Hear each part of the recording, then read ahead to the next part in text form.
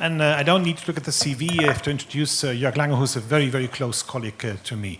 Educated in Darmstadt, did some steel work, impressive building in Düsseldorf, Stadttor, which he was involved in, is now teaching steel technology, steel construction, design of steel, yes. Things like this, pretty much into thin metal and PU foam sandwich systems. And, oh, you already started. And at a certain point, we bounced into each other and identified that this is an super interesting field. And since then, I see him really pushing this field intensively. I'm jealous. It's yours. Okay, Uli, thank you for inviting me, and thank you for introducing me. And thank you to all of you for your interest and for being here. It's a great pleasure to talk to you and give a little presentation of our work. Personally, for me, it's a great pleasure to be here in this building because I was involved in the design and the fabrication of the roof, which is a steel truss made of hot-rolled steel, bolted and welded, old-fashioned. After today's presentation, I hope everybody will go away and say, next time the notes will be made in 3D printing. Now, what do I want to talk about? There are three main topics. One is just a short explanation what BE-AM is. You saw some of that in Hei's presentation, MX3D presentation today. I will go a little more into depth what you do. The next point is the field of our research. You will not see very sophisticated geometries as you saw most of the day today.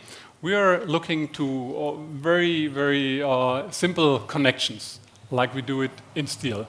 And then my favorite project, and I'm glad that the most important people who were involved are here today, that's we printed the first bridge on site over a little creek. We didn't print it on a factory and welded together in 10 pieces. It was really printed on site, and you will see how we did it later on. Now, what is BE-AM? It's actually something we know in steel for a long time. Our filament is not any plastic, it's steel. It's steel 1.2 millimeters thick, and it's extruded by welding, gas shielded, and so it's just a very common welding method with a wire as a printing material. We print currently, if we are in a vertical printing position, as you saw just in this little movie, about 5 kilograms per hour, but our colleagues from Ilmenau are above 10 kilograms per hour, so there's quite a good extrusion rate.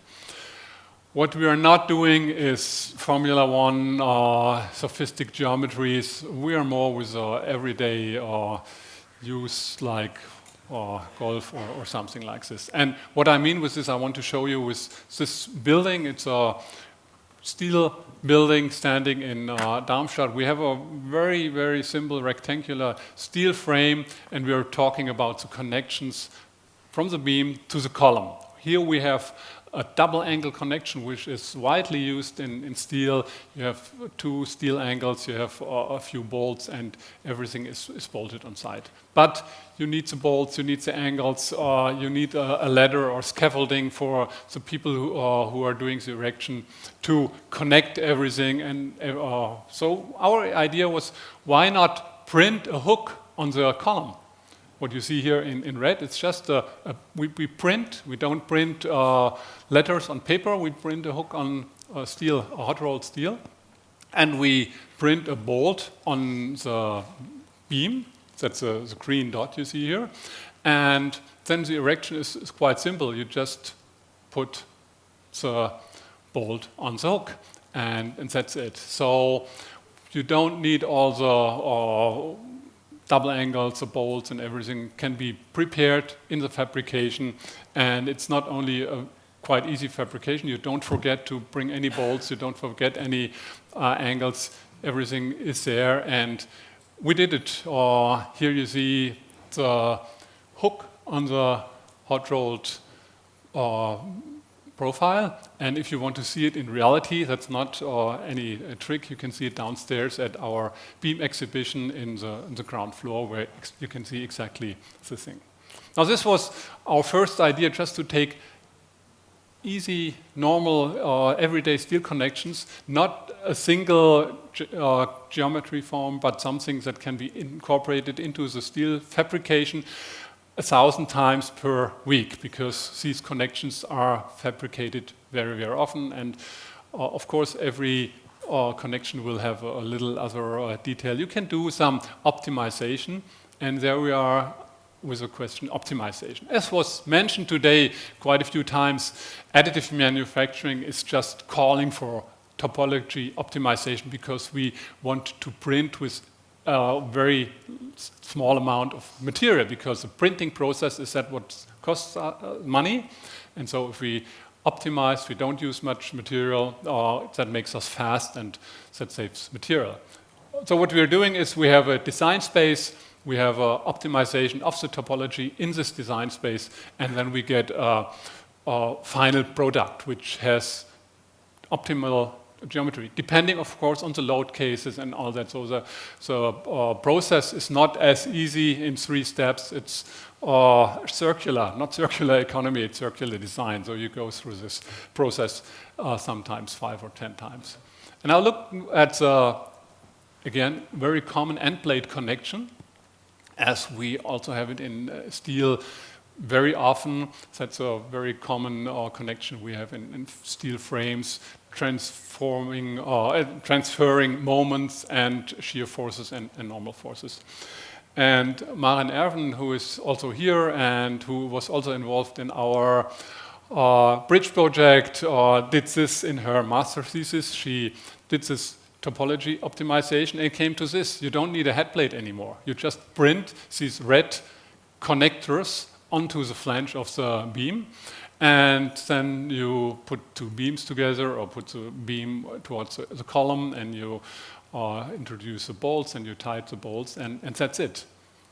And you see that's much less material than a head end plate. And to prove this, here we see the mass related to the end plate, which the end plate is a red line, and the ultimate load is a vertical axis.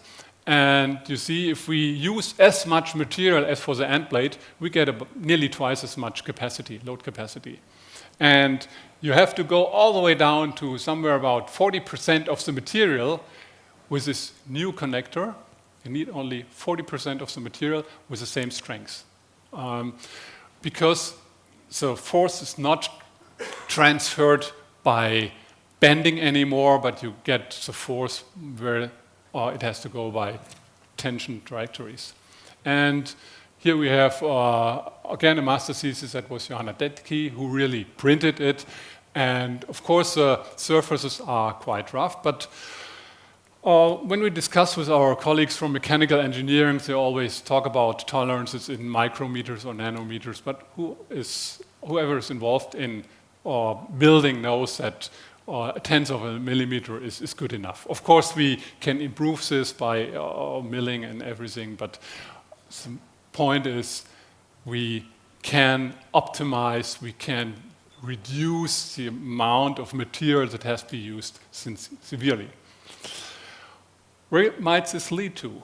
Currently, we have lots of welders and other handymen in a steel fabricating company, but currently in Europe, the trend is towards an automated production. We don't have very many fully automated production systems, but the number is growing, and we see one here in a steel fabricator in Thuringia. You have welding robots, you have handling robots, and here you have common steel hot rolled steel beam. And here you have, that's a system from an Austrian company, that's a system from a Dutch company. They have 3 welding robots and handling robots and so on. So this opens totally new ways of fabricating, because currently we have to keep various steel sheets in stock for head plates, for fin plates, and all that. We have to cut these. We have to we get a lot of off-cut and scrap handlings that has to be carried someplace. We have all the logistics, the in-house logistics, the plates that have been cut have to be transported to the place where they will be finally placed on the beam or on the girder. And all this is not needed anymore with additive manufacturing. Let's look at another advantage for a stiffener. Usually for a stiffener we take a plate, a steel plate, and we have a hot-rolled I-beam. Unfortunately, the steel mills producing hot-rolled I-beams have some tolerances. And these tolerances might be that the flanges are parallel, as seen here, but not rectangular. So the problem is if you come with your plate, you will have a void here, and you will have a void here, and you have to fill this with welding material. And if you don't have them parallel, it's even worse because the plate might not even fit in there. Why not take an additive manufactured plate like we see it here? Here you see the process. That's our welding robot who welds layer by layer this plate, the stiffener, to finally we don't need the handling of the plate anymore. It's just fabricated into the beam, and with this process we can take up all the tolerances. We just look what is the real measured width of the channel, and we don't need a plate. We just fill it with a robot fabricated 3D printed stiffener. And here you see a test of this stiffener. This on the left-hand side, here you see the stiffener, here you see the web, and here you see the web and the additively manufactured stiffener. And then we put some compression force on it. And with about the same size, we have about the same ultimate load. So this seems to work very good. So you get the advantage. You don't have any cutting, you have no logistics, you don't have 10 different thicknesses of plates. Everything is welded, 3D printed on site. So again, our point is not to make very fancy geometries. Of course, we can do this, as you will see later on, but the point is to incorporate 3D printing into normal steel fabrication to solve the problems, not very big problems, but everyday problems, and they might be very big if they occur 10 or 20 times a day, like here with the tolerances we solve with this. Let me go to two other projects from normal building application. Two projects we currently work at in our SIM network. We have a SIM network with quite a number of companies and research institutions who are involved in 3D printing. And one point is 3D printing facade connections, interfaces. Chris Borg is handling this, but I think he is not here currently, but he'll be here later. There he is. So if you have questions in the after, no, we have no coffee break, but he's back there, Chris. Okay, and he has a mock-up downstairs where you can also look what he's doing. So what we are doing is we use some kind of measuring device to see how the substructure is. It must not be as curved as this, but we know that the substructure of the facade might have some tolerances.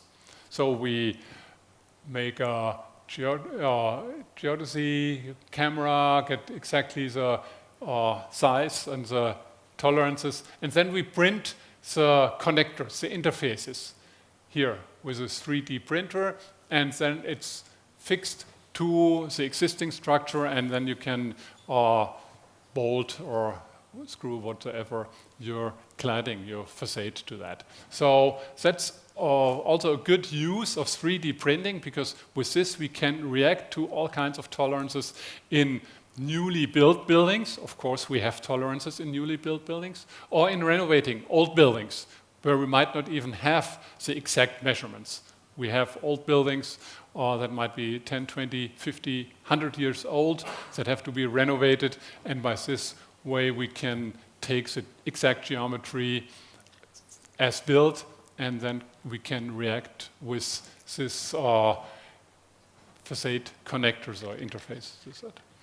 And here you see one of them printed downstairs. You can see, I think, 26 or 32 or in all kinds of shapes where you can really react on a very crooked geometry and make a great connection between, in this example, glass panels and the substructure. Another project we are handling in this SIM network are nodes for space frames.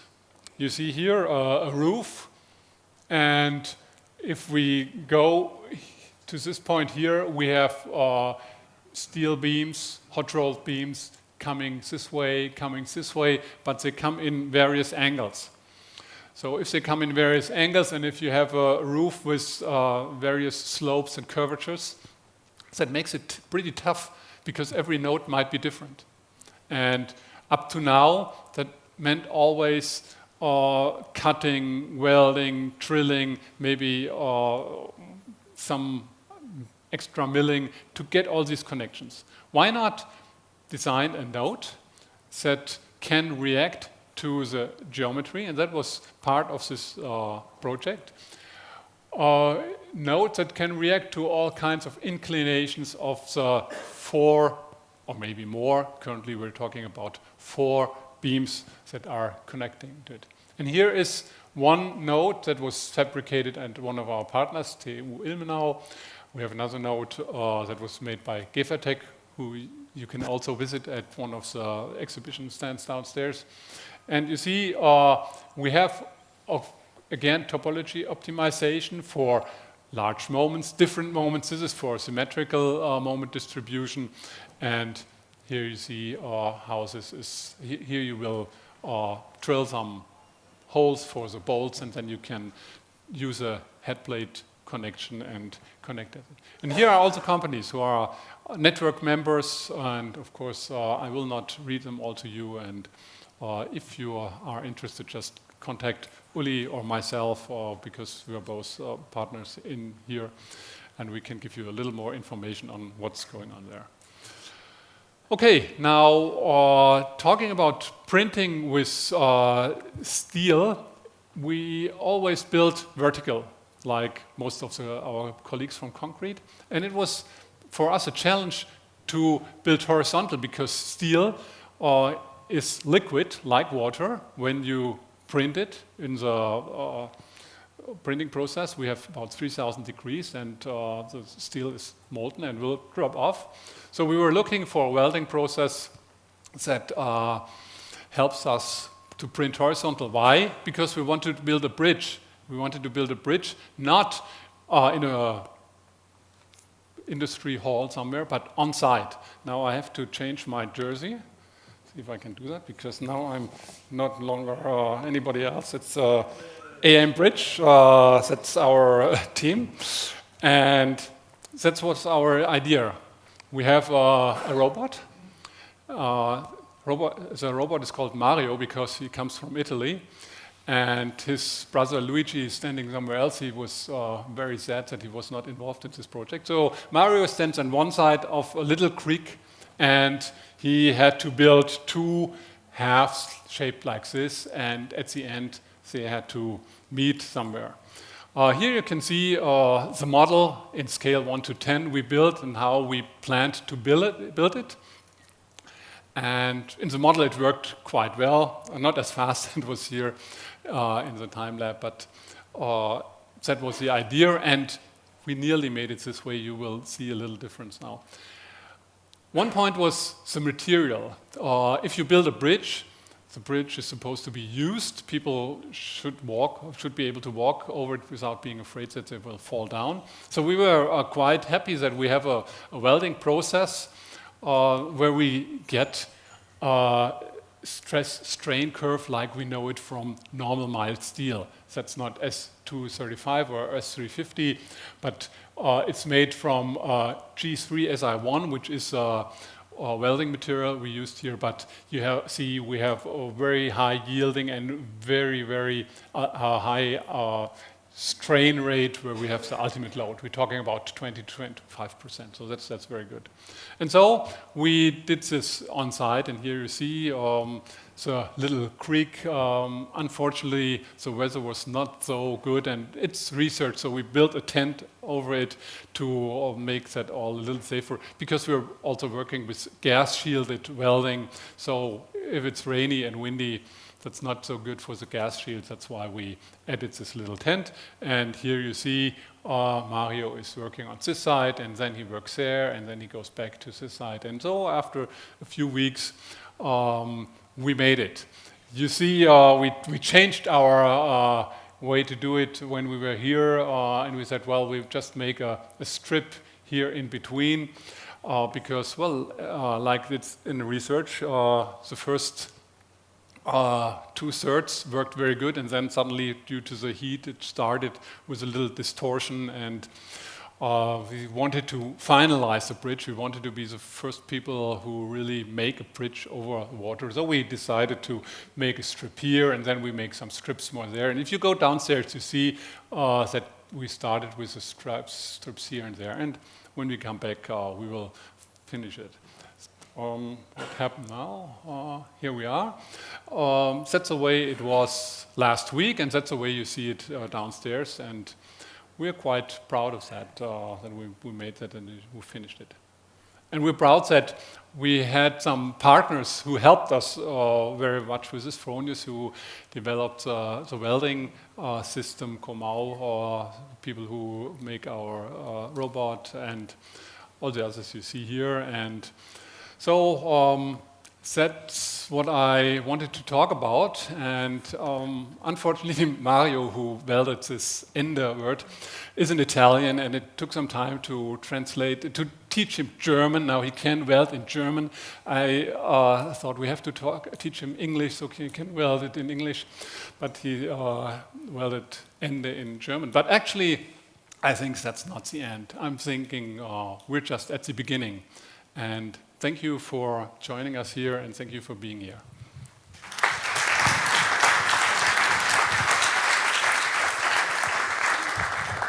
Interesting to see. There's this concrete unit, and then there's now this steel unit.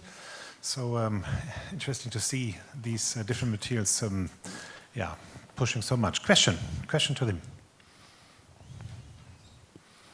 No question. Come on, there must be a question. Jörg, what is your next challenge? So after the bridge. I know that Thilo, who's there, just raise the hand, he was also part of the design team, and Maren, where is she? That's another one from the design team. They're pushing us to find the next challenge, and I'm a bit worried because we have to finish this challenge, and then the next one is going to be interesting. Maren doesn't like it. Any more questions? Yeah, here we go, finally, thank you. You saved me. Hi, thank you for the presentation. I was wondering, how do you see, if you see a combination of both the strategies, the on-site printing and the, let's say, the addition of an existing structure? So if you see, for example, coming to an existing building and printing on top of something that already exists, and if it makes sense, because it makes a lot of sense how you explain this on a line of production where you just transform that and add a small element on it. That makes total sense. But then this other strategy, and of course the technology itself can be used on site, but of course the machine is very hard to get into, like next to an existing construction, like a robot, basically. So how do you see a potential combination there or not? Yes, thank you very much for this question, because exactly that's one of the upcoming challenges, to take smaller robots, not micro robots, but smaller robots that are more faster, that can go someplace and are not as heavy, that they can climb a column, and add some welding in a nodal point if we go to an old loft which will be reused, where we have higher loads and we have to currently we have a joint and we want to make a fixed connection from this joint by welding something to that or by adding something to strengthen it. I think that's an interesting point because that there are various challenges. We need other robots. We cannot work with those robots. We need smaller robots. We have to scan the existing structure, and we have to incorporate all this into a on-site process. So, well, that's one of the challenges. I think it's clear why you asked this question. You have this small parts at the exhibition where, say, columns are placed next to each other and then connections are welded, which is actually facing this, or say, targeting this question. So you take common material and then you interlock them, you connect them with this additional locks. Very nice project, which you also see at the exhibition. Thank you. Any more questions? Okay, cut. Thank you.